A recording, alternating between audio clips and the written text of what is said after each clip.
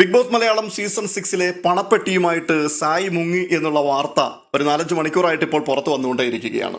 5 ലക്ഷം രൂപയുമായിട്ടാണ് സായി മുങ്ങിയത് എന്നുള്ള വാർത്തയും നമ്മൾ കേട്ടു. പക്ഷേ അതിനെ വളരെയധികം വാഴ്ത്തിപ്പാടുന്ന ചില വീഡിയോകളും ഞാൻ കണ്ടു. വളരെ ബുദ്ധിപരമായിട്ടുള്ള തീരുമാനം തന്നെയാണ് സായി എടുത്തതെന്നൊക്കെ. പണപ്പെട്ടി എടുക്കുന്നത് നല്ല തീരുമാനം തന്നെയാണ്. പക്ഷേ ഈ ടാസ്ക് തുടങ്ങി 5 ലക്ഷത്തിന്റെ പെട്ടി വന്നു. ആ പെട്ടി കണ്ടപ്പോൾ തന്നെ പെട്ടിയും പൊക്കിക്കൊണ്ട് സായി വീട് വിട്ടു എന്നുള്ളതാണ് നമുക്ക് നിരാശ ഉണർത്തുന്ന കാര്യം. ഏകദേശം 2 ദിവസത്തോളം നീണ്ടു നിൽക്കുന്ന ഒരു ടാസ്ക് ആണിത്. ഇത് ശരിക്കും പ്രേക്ഷകർക്ക് ആസ്വദിക്കാൻ കഴിയുന്ന ഒരു ടാസ്ക് ആയിരുന്നു. ഈ സീസണിലെ ഏറ്റവും പ്രധാനപ്പെട്ട പ്രശ്നവും ഇത് തന്നെയാണ്. പ്രേക്ഷകർക്ക് ആസ്വാദ്യകരമായി മാറേണ്ടതിന് കൊടുത്തുള്ള ടാസ്കുകൾ മുഴുവനും ഈ കണ്ടസ്റ്റൻസ് കുളമാക്കി മാറ്റി. ബിഗ് ബോസ് എത്രയോ തവണ പറഞ്ഞിരിക്കുന്നു ഈ ടാസ്ക് നിങ്ങൾ കുളമാക്കിയല്ലോ എന്ന്.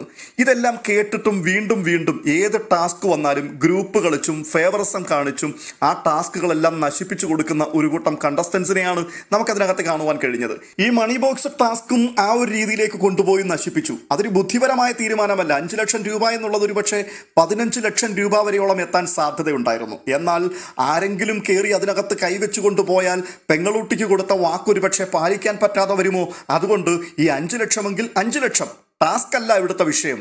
അതുകൊണ്ട് നന്ദനയ്ക്ക് കാശ് കൊടുക്കുവാൻ വേണ്ടി കിട്ടിയ 5 ലക്ഷവുമായിട്ട് ഋഷി ഒരു പക്ഷേ അടുത്തൊരു സ്റ്റെപ്പിൽ ചാടി എടുക്കാൻ വന്നു കഴിഞ്ഞാൽ പോയില്ലേ? അതുകൊണ്ട് ടാസ്ക് നടന്നില്ലെങ്കിലും സാരമില്ല, പെങ്ങളൂട്ടിയെ സന്തോഷിപ്പിക്കാൻ വേണ്ടി 5 ലക്ഷവുമായിട്ട് സായി പോയി എന്ന് തന്നെ വേണം കരുതാൻ. ഞാനിത് പറയുമ്പോൾ ഒരുപക്ഷെ പല ആൾക്കാരുടെ മനസ്സിൽ മറ്റൊരു ചോദ്യം വന്നേക്കാം. സായി ആ സമയത്ത് ഈ 5 ലക്ഷത്തിന്റെ പെട്ടി എടുത്തില്ല എന്നുണ്ടെങ്കിൽ, അടുത്ത നിമിഷത്തിൽ ഋഷി ആ പെട്ടി എടുക്കുകയാണെന്നുണ്ടെങ്കിൽ അത് ഋഷിക്കല്ലേ പ്രയോജനമാവുക? ആ സമയത്തും ടാസ്ക് ഇങ്ങനെയൊക്കെ ആയി പോവുകയല്ലേ ചെയ്യുക എന്നുള്ളത്.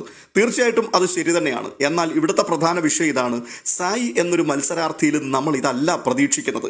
ഈ ഗെയിമിനെ കുറിച്ച് എത്ര ഘോരഘോരമായിട്ടുള്ള പ്രസംഗങ്ങളാണ് അയാൾ പുറത്തിരുന്ന് നടത്തിയിട്ടുള്ളത്. കഴിഞ്ഞ സീസണിലും അതിനു മുൻപുള്ള സീസണിലും ആ വീട്ടിൽ കയറി വന്നിട്ടുള്ള ഓരോ മത്സരാർത്ഥികളെയും കൃത്യമായിട്ട് അളന്നു മുറിച്ച് പരിശോധിക്കുകയും അതിൻ്റെ ആകെ തുക എന്താണെന്ന് സമൂഹത്തോട് നിരന്തരം പറയുകയും അവരെ ട്രോളി പരിഹസിച്ച് കൊന്നൊക്കെ വിട്ടിട്ടുള്ള ഒരു മനുഷ്യനാണ് സായി. അങ്ങനെയുണ്ടെങ്കിൽ ഈ ഗെയിമിൽ എങ്ങനെ ഓരോ നിമിഷവും പെർഫോം ചെയ്യണം എന്നുള്ളതിനെക്കുറിച്ച് ഒരു വ്യക്തതയുള്ള മനുഷ്യനാണ് സായി. അങ്ങനെ ഒരു സായി അകത്തേക്ക് വരുമ്പോൾ ആ മനുഷ്യനിൽ നിന്നും പ്രേക്ഷക സമൂഹം പ്രതീക്ഷിക്കുന്ന കാര്യങ്ങൾ വലിയ കാര്യങ്ങളൊക്കെയാണ്. അയാളിൽ നിന്നും ഇത്ര നിസ്സാരമായിട്ടുള്ള ചീപ്പായിട്ടുള്ള ഗെയിം സ്ട്രാറ്റജികളൊക്കെ പുറത്തു വരുന്നത് കാണുമ്പോൾ അയ്യേ എന്നല്ലാതെ മറ്റെന്താണ് പറയാൻ കഴിയുക? പിന്നെ ചില ആൾക്കാർക്ക് ഇതൊന്നും പറഞ്ഞാൽ മനസ്സിലാകില്ല. കാരണം അവർക്ക് ഈ താരാരാധനയൊക്കെ തലയ്ക്ക് പിടിച്ചിരിക്കുന്നവരാണ്. അവർക്ക് സായിയുടെ ഏത് മോശം പ്രകടനമാണെങ്കിലും ഇഷ്ടപ്പെടും. അത് സായിയുടെ കാര്യത്തിൽ മാത്രമല്ല, മിക്ക മത്സരാർത്ഥികളുടെയും കാര്യത്തിൽ അങ്ങനെ തന്നെയാണ്. ആദ്യത്തെ 1-2 ആഴ്ചയ്ക്കുള്ളിൽ അവർ ചില ആൾക്കാരെ ഇഷ്ടമുള്ളവരായിട്ട് തിരഞ്ഞെടുക്കും. അവർ എന്ത് തോന്നിയാസം കാണിച്ചാലും എന്ത് തരികിട വർത്തമാനം പറഞ്ഞാലും അവർക്കെതിരെ ഈ ആൾക്കാർ സംസാരിക്കാൻ തയ്യാറാകില്ല. കാരണം അവർക്ക് ഇഷ്ടപ്പെട്ടു, ബോധിച്ചു, അവരുടെ ഹൃദയത്തിനകത്ത് വെച്ചു. അതുകൊണ്ട് തന്നെ അവർ എത്ര മോശം ഗെയിം കളിച്ചാലും അവരെ തള്ളി പറയാൻ തയ്യാറാവില്ല. ഈ സീസണിൽ ഞാൻ അത്ഭുതത്തോടെ നോക്കുന്ന ഒരു മത്സരാർത്ഥിയാണ് ശ്രീതു. ശ്രീതുവിന്റെ പ്രത്യേകത എന്താണ്? പ്രത്യേകിച്ചൊന്നുമില്ല. ക്യൂട്ട്നെസ് വാരി വിതറുന്നു എന്നൊക്കെ നമ്മൾ കേൾക്കാറില്ലേ?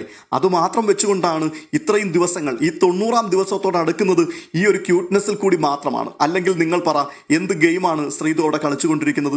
എന്തിനെക്കുറിച്ചാണ് ശ്രീതുവിന് അഭിപ്രായമുള്ളത്? മിക്ക വിഷയങ്ങളെക്കുറിച്ചും ആധികാരികമായ അഭിപ്രായം പറയുവാൻ അറിവില്ലാത്തൊരു പെൺകുട്ടിയാണ് ശ്രീതു. ഏത് ഗെയിമുകളിലാണ് ഏറ്റവും മെച്ചപ്പെട്ട പ്രകടനമോടെ കാഴ്ചവെച്ചിട്ടുള്ളത്? പക്ഷേ ശ്രീതു ഇപ്പോൾ 3-ാം സ്ഥാനത്തെങ്കിലും വന്നു നിൽക്കുന്നത് എന്തുകൊണ്ടാണ്? ചില ആൾക്കാർ അങ്ങെടുത്ത് തോളിൽ വെച്ചിരിക്കുകയാ. ക്യൂട്ട്നെസ്സിന്റെ ആളല്ലേ, അതുകൊണ്ട് ക്യൂട്ട്നെസ് കൊണ്ട് ജയിച്ചു പോകട്ടെ. അങ്ങനെ ചിലർ തീരുമാനിക്കുമ്പോൾ സംഭവിക്കുന്ന കാര്യം ഇതാണ്. കഠിനാധ്വാനം ചെയ്ത് അവിടെ നിൽക്കുന്ന ആൾക്കാരുണ്ട്, വില കൊടുത്ത് അവിടെ നിൽക്കുന്ന ആൾക്കാരുണ്ട്. അവരൊക്കെയാണ് സത്യത്തിൽ പരിഗണിക്കപ്പെടാതെ പോകുന്നത്. അവിടെയാണ് നമ്മൾ ഈ ഗെയിമിനെ ഗെയിം എന്ന രീതിയിൽ നോക്കിക്കാണണം എന്ന് പല വീഡിയോകൾക്കുള്ളിലും ഞാൻ പറഞ്ഞത്.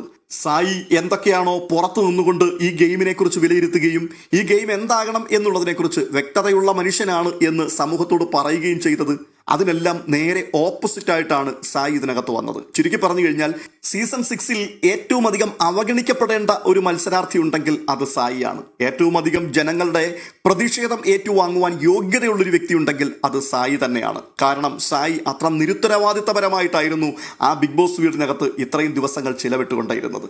എന്തായാലും പണപ്പെട്ടി ടാസ്ക് ഇതുവരെയും ലൈവിൽ കാണുവാൻ കഴിഞ്ഞിട്ടില്ല. അത് തുടങ്ങാൻ പോകുന്നതേ ഉള്ളൂ. നമ്മുടെ CID രാംദാസ് ഒക്കെ വന്നിട്ട് അതിനെക്കുറിച്ചുള്ള മുന്നറിയിപ്പുകളൊക്കെ കൊടുത്തിട്ടാണ് പോയിരിക്കുന്നത്. കൂടാതെ ഏതാനും നിമിഷങ്ങൾക്കുള്ളിൽ പണപ്പെട്ടി വരും എന്നുള്ള മുന്നറിയിപ്പ് ബിഗ് ബോസും മത്സരാർത്ഥികൾക്ക് കൊടുത്തിട്ടുണ്ട്. ആ ടാസ്ക് വരുമ്പോൾ അതിൻ്റെ ലൈവ് അപ്ഡേറ്റുമായി വീണ്ടും എത്താം.